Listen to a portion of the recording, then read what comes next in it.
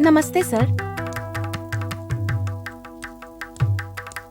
आइए नरसिम्हा सर, आइए। आइए सर। चलो बैठो। आइए मैडम, बैठिए। ये मेरी वाइफ है, नाम है लक्ष्मी। ये है मिस्टर बालन और ये है मिस्टर राजा, मेरे नमस्ते, पार्टनर्स हैं। चलो आओ बैठो। जाके ठंडा लेके आ। और सर, क्या बात है? कुछ नहीं, इन्हें हमारे बिजनेस में थोड़ा सा डाउट हो रहा है, इसलिए इनको क्लियर कर दो। क्या बात है मैडम, जो भी है पूछिए। कुछ नहीं, बिजनेस शुरू करके इतने दिन हो गए हैं, कुछ भी पैसे हाथ में नहीं आए, इसलिए उनको पूछ रही थी, तो ये मुझे यहाँ लेकर आए। कोई प्रॉब्लम नहीं है मैडम, प्रॉफिट फुल इन्वेस्टमेंट में है, 4-5 महीने में रिटर्न आ जाएगा। आप बिल्कुल टेंशन मत लीजिए मैडम, इतना बड़ा बिजनेस है, इसको संभालने वाले आपके हस्बैंड ही हैं। पता चल गया ना? लीजिए। ये फाइल टाइपिस्ट को दे दो।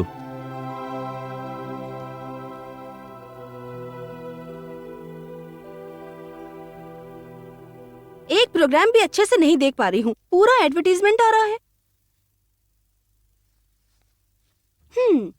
ये सब क्या है माँ? घर में साड़ी की दुकान बना रखी है तुमने? क्यों ऐसे बात कर रही हो? तुम सबके लिए और दामाद जी के लिए ये सब कुछ लेकर आई और अब मैं पैक कर रही हूँ। अभी इसे अंदर रखना है। क्यों चिंता कर रही हो माँ? सब कुछ पैक करके जिसको देना है उसका नाम लिख देंगे, तो आपको और पापा को देने में आसानी होगी। हाँ, ये सब हमें नहीं पता है क्या? कुछ नई बात बताने आई हो? हम भी तो यही करेंगे ना। आपको पता तो सब कुछ है दीदी, बस आपसे काम ही नहीं होता। क्या बक रही हो? तबीयत तो ठीक है ना?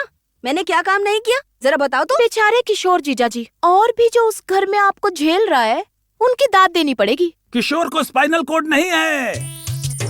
क्या भैया, क्या बोल रहे हो आप? कामाक्षी, इस जमाने में बच्चे कॉन्वेंट में पढ़ाई करते हैं ना, इसलिए हिंदी में बात करने में अपमान समझते हैं। उनको हिंदी समझ में नहीं आती, हिंदी बोलने में शर्म आती है, इसलिए अंग्रेजी में बोला स्पाइनल कॉर्ड। अब तुम लोगों को समझ में आया ना? मुझे क्या समझ आएगा? सब लोग मेरे पति को स्पाइनल कॉर्ड सिक्योरिटी गार्ड कहकर मजाक उड़ाएंगे तो गुस्सा नहीं आएगा क्या? अगर तुम्हें इतना ही गुस्सा आता है तो अपने घर में ही रहो ना, इस घर में क्यों आती हो? मैं ना इधर ही पैदा हुई हूँ। आप तो इसी घर में पैदा हुई हो, पर मामा का कुछ पता नहीं। कामाक्षी, देख रही हो ये मुझे कुत्ता बोल रही है। थोड़ी देर के लिए मुंह बंद रखो। क्या बकवास कर रही हो तुम? कामाक्षी, मैं भी पैक करूँ क्या? चिंता मत करिए, उसके लिए हम हैं। पैकअप की तो आपकी उम्र हो गई है, मुंह बंद करके अपना काम कीजिए। हे, लक्ष्मी के पति आ रहे हैं, चुप रहो।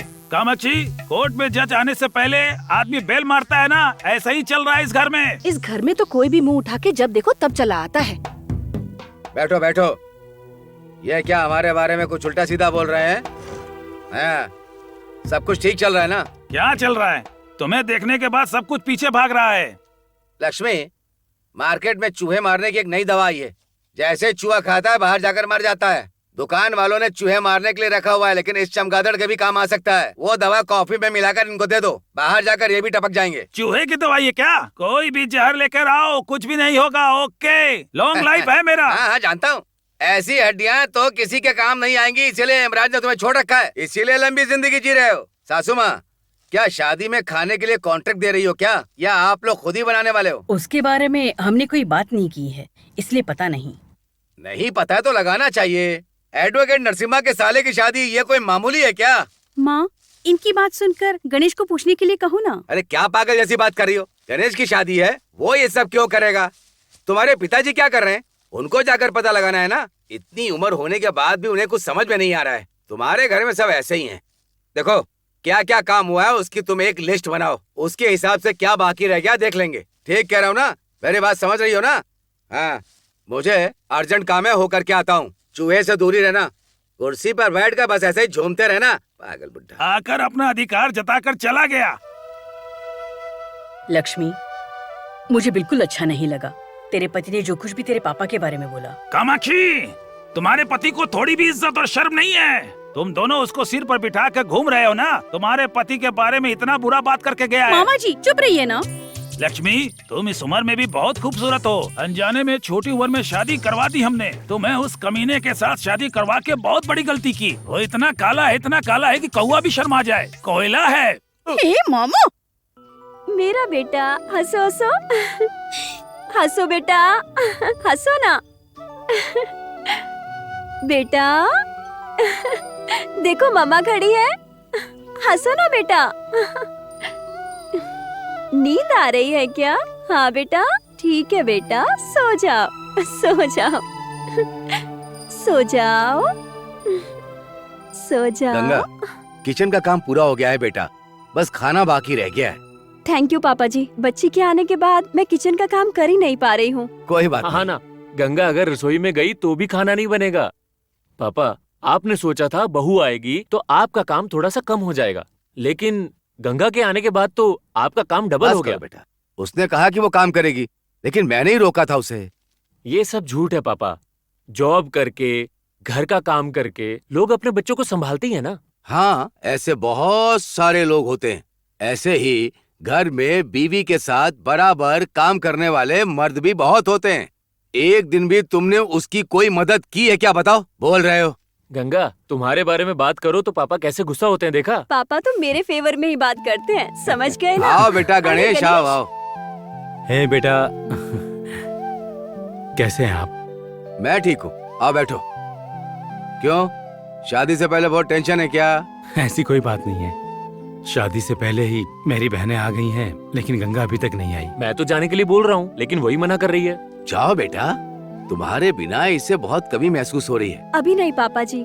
गणेश, हम लोग शादी के एक दिन पहले ही आएंगे, ठीक है? क्या बोल रही हो? तुम्हारे घर में तुम तीसरी बेटी हो ना? तो क्या हुआ, अब मैं यही करूँगी। गंगा, तुम्हें क्या परेशानी है, मुझे नहीं बताओगी? तुम मुझसे गुस्सा हो गया? तुम पर गुस्सा करके मुझे क्या ही मिलेगा?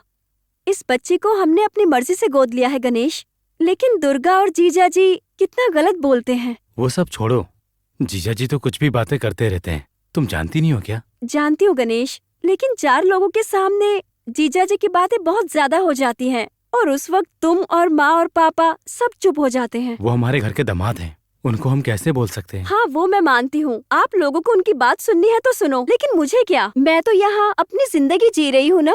मेरे लिए तो इनकी इज्जत ही सब कुछ है। इससे बढ़कर कुछ हो सकता है क्या? गंगा, ऐसी बात करके गणेश का दिल क्यों दुखा रही हो तुम? तुम पूछ रहे हो, इसीलिए मैं बता रही हूँ। देखो गणेश, इस बच्चे को हमने अपनी मर्जी से गोद लिया है, और इसके खिलाफ हम किसी से कुछ नहीं सुनना चाहते हैं, और हमें इसकी जरूरत भी नहीं है। बच्चे को हमने गोद लिया है, और इसकी माँ और बाप अब हम दोनों ही हैं गणेश। कमल को हम हमेशा कीचड़ में ही उगा देखते हैं, लेकिन जब खिलता है तो सुंदर लगता है ना? गंगा, तुम्हारी बात 16 आना बिल्कुल सही है, मैं भी मना नहीं कर रहा हूँ, लेकिन तुम अपने जीजा की बात सुनकर अगर वहाँ नहीं जाओगी तो इस बात से गणेश को बहुत दुख होगा। रिश्तों में कोई दरार ना आए, इसके लिए गणेश बहुत मेहनत कर रहा है। उसको भी क्या जरूरत है बताओ? बेटा, लोग तो सिर्फ अपनी जिंदगी के बारे में ही सोचते हैं, लेकिन ये तो पूरे परिवार को लेकर के जी रहा है। इसे बहुत दुख होगा। तुम सब इसकी बहन हो, ये तुम्हारे भाग्य की बात है, और उसके लिए तुम्हें दूसरों की बातों को भूलकर अपने भाई के बारे में सोचना चाहिए। I am sorry Ganesh. Sorry वगैरह छोड़ो, पहले चलने की तैयारी करो। बेटा, बच्ची के लिए क्या क्या जरूरी है मैं सब तैयार कर देता हूँ, तुम तैयार हो जाओ।